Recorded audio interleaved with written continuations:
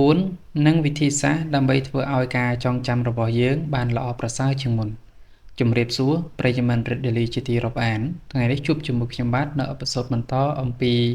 វិធីសាស្ត្រតើធ្វើយ៉ាងណាឲ្យការចងចាំរបស់យើងបានល្អប្រសើរជៀសវាងការភ្លេចភ្លាំងចំពោះការងារឬក៏កាតព្វកិច្ចអ្វីមួយចំនួនដែលយើងត្រូវធ្វើក្នុងការងារប្រចាំថ្ងៃក្នុងជីវិតរបស់យើងខ្ញុំមានទាំងអស់5ចំណុចធំៗសម្រាប់ជាការចែករំលែកជូនចំពោះអ្នកទាំងអស់គ្នាដើម្បីបានជាមេរៀននិងបានជាកំណត់អប់រំបន្ថែមទៀតឬក៏បានជាគន្លឹះខ្លះៗនៅក្នុងការអនុវត្តនៅសកម្មភាពប្រចាំថ្ងៃរបស់យើងចំណុចទី1ដើម្បីធ្វើឲ្យការចងចាំរបស់យើងបានល្អប្រសើរជាបទពិសោធន៍និងតាមការសិក្សាស្រាវជ្រាវគឺយើងត្រូវមានការគេងឲ្យបានគ្រប់គ្រាន់នៅក្នុងសភៅពេលព្រឹកដ៏អស្ចារ្យបាននិយាយថាពេលវេលានៃការគេងជាអតិបរមាសម្រាប់មនុស្សពេញវ័យគឺចាប់ពី6ម៉ោងទៅ8ម៉ោងជាពេលវេលាដ៏ល្អសមស្របបំផុតសម្រាប់ខួរក្បាលនិងសុខភាពរាងកាយរបស់យើងហើយជាពិសេសគឺសម្រាប់ការចងចាំគឺត្រូវការគេងឲ្យបានគ្រប់គ្រាន់ប៉ុន្តែយ៉ាងណាក៏ដោយក៏វាផ្ដើមចេញពីធម៌ពលផ្លូវចិត្តរបស់យើងផងដែរដូច្នេះការគេងបានគ្រប់គ្រាន់គេងបានត្រឹមត្រូវធ្វើឲ្យសុខភាពនៃការចងចាំប្រព័ន្ធខួរក្បាលរបស់យើងដំណើរការបានល្អប្រសើរចំណុចទី2ដើម្បីធ្វើឲ្យការចងចាំឬក៏ខួរក្បាលរបស់យើងមានដំណើរការល្អប្រសើរជាងមុនទៅតាមរយៈនៃការសិក្សាស្រាវជ្រាវយើងរកឃើញថាការអានសៀវភៅក៏ជាផ្នែកមួយធ្វើឲ្យប្រព័ន្ធនៃការចងចាំរបស់យើងបានល្អប្រសើរដែរដោយសារវាផ្ដោតសំខាន់ទៅលើការបដោត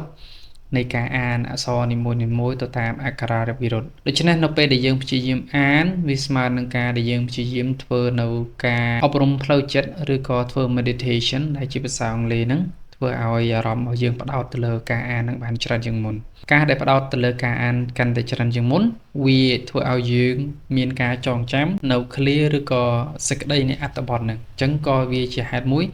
ធ្វើឲ្យការចងចាំរបស់យើងបានល្អប្រសើរផងដែរចំណុចទី3ដែលជាចំណុចមួយមានសារៈសំខាន់មែនទែនដើម្បីធ្វើឲ្យយើងមិនមានការភ្លេចភ្លាំងចំពោះការងារឬក៏ព្រឹត្តិការណ៍ដែលយើងត្រូវចូលរួមឧទាហរណ៍ទីយើងត្រូវចូលរួមជាមួយនឹងកម្មវិធីណាមួយយើងភ្លេចចឹងដើម្បីកាត់បន្ថយហ្នឹងគឺយើងត្រូវធ្វើការកត់ត្រាជាប្រចាំតាមរយៈនៃការសិក្សាស្រាវជ្រាវយើងរកឃើញថាបើសិនជាយើងពឹងផ្អែកទៅលើខួរក្បាលរបស់យើងខួរក្បាលរបស់យើងពេលខ្លះมันមានភាពរំញោចគ្រប់គ្រាន់ដើម្បីឲ្យយើងចងចាំទៅលើរឿងទាំងអស់ហ្នឹងទេដូច្នេះ notebook ឬក៏សៀវភៅឬក៏ទូរស័ព្ទរបស់យើងឬក៏ computer ដែលយើងប្រើប្រាស់ជាប្រចាំហ្នឹងយើងគួរមានកន្លែង note មួយដើម្បីធ្វើការកត់ចំណាំនៅអ្វីដែលយើងនឹងត្រូវធ្វើនៅថ្ងៃស្អែកឬថ្ងៃណាមួយដែលជាផែនការរបស់យើងដែលយើងត្រូវចូលរួមឬក៏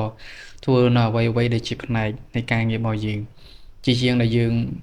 គិតថាយើងបានព័ត៌មានមកយើងទុកវាផ្អាប់វាអញ្ចឹងកាលណាបើយើងទុកផ្អាប់វាទៅខាងក្រោមវានឹងបាត់ដែរ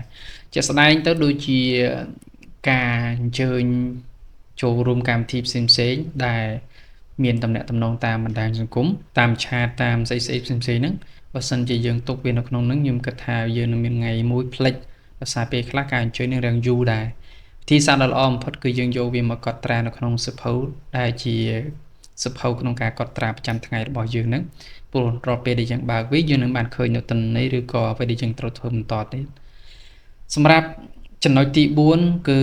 យើងត្រូវតែអនុវត្តលើការតាមដានមានន័យថាតាមដានលើការកត់ត្រាតាមដានទៅលើការអានសៀវភៅរបស់យើងហើយនឹងតាមដានការគេងរបស់យើងឲ្យបានគ្រប់គ្រាន់ជាវាងនៅពេលដែលយើងធ្វើហើយយើងទុកវាចោលអញ្ចឹងកាលណាបើយើងធ្វើវាហើយយើងទុកវាចោលយើងអត់បានផលអីទេហើយការចងចាំរបស់យើងក៏អត់សូវបានល្អអីដែរនេះជាវិធីសាស្ត្របន្ថែមសម្រាប់បងប្អូនអរគ្នាហើយចំណុចចុងក្រោយគឺជាចំណុចដែលល្អគឺយើងត្រូវតែអនុវត្តជាក់ស្ដែងទៅបើសិនជាយើងអត់អនុវត្តទៅលើការកត់ត្រាអនុវត្តលើការគេងអានសៀវភៅបានជាប្រចាំទេយើងនៅតែអត់បាននៅលទ្ធផលជាផ្លែផ្កាដដែលអញ្ចឹងមានតែរឿងមួយយ៉ាងគត់គឺអនុវត្តហើយធ្វើទៀតយើងនឹងទទួលបាននៅលទ្ធផលជាផ្លែផ្កាទៅលើរឿងមួយដែលយើងចង់បានហើយក៏វាជាការកាត់បន្ថយទៅលើផ្នែកនៃការភ្លេចភ្លាំងរបស់ពួកយើងផងដែរខ្ញុំធ្លាប់មានបទពិសោធន៍ជាក់ស្ដែងចំពោះខ្លួនឯងដែលធ្លាប់ធ្វើការងារច្រើនយើងអត់បានកត់អំពីការងារនឹងចូលនៅក្នុងសៀវភៅដល់ពេលដែលយើងត្រូវដល់កាលកំណត់នៃការជួបជុំឬជួបប្រជុំហ្នឹងយើងក៏ខ្ញុំភ្លេចដល់ពេលយើងទៅដល់ម៉ោងជិះបានគេមកប្រាប់ទាំងថ្ងៃនេះជួបប្រជុំចេះ យើងចាប់ផ្ដើមមានអារម្មណ៍ទៅភ្ញាក់ផ្អើលខ្មាស់ខ្លួនឯងអញ្ចឹងជាវិធីសាស្ត្រដើម្បីកាត់បន្ថយរឿងទាំងអស់ហ្នឹងគឺយើងកត់ត្រាវាហើយយើងបំពេញនៅសមត្ថភាពការងារឬក៏សុខភាពរបស់យើងគេងឲ្យបានគ្រប់គ្រាន់អានសៀវភៅបានជាប្រចាំហើយតាមដានការកត់ត្រារបស់យើងជាប្រចាំតើយើងបានធ្វើវាបានត្រឹមត្រូវឬក៏គ្រប់ជ្រុងជ្រោយដែរឬក៏អត់ខ្ញុំគិតថានេះគឺជាចំណុចមួយដែលមានសារៈសំខាន់សម្រាប់បងប្អូនទាំងអស់គ្នាដែលកំពុងតែបំពេញការងារមានការងារច្រើនឬក៏ការងារគ្រប់ច្រកល្ហកឬមានការអញ្ជើញទៅកម្មវិធីនានាផ្សេងៗវាគឺជាគន្លឹះមួយសម្រាប់យើងទាំងអស់គ្នាដើម្បីបានជាការអនុវត្តនិងជាកំណត់ជាចុងក្រោយសូមអរគុណពុកម៉ែបងប្អូនទាំងអស់គ្នាដែលបានទស្សនាឬក៏ស្ដាប់នៅ podcast របស់ខ្ញុំហើយជាចុងក្រោយម្ដងទៀតគឺសូមឲ្យបងប្អូនទាំងអស់គ្នាជួយ subscribe និង follow នៅ TikTok YouTube របស់ខ្ញុំផងសូមអរគុណសូមគោរពសូមជម្រាបលា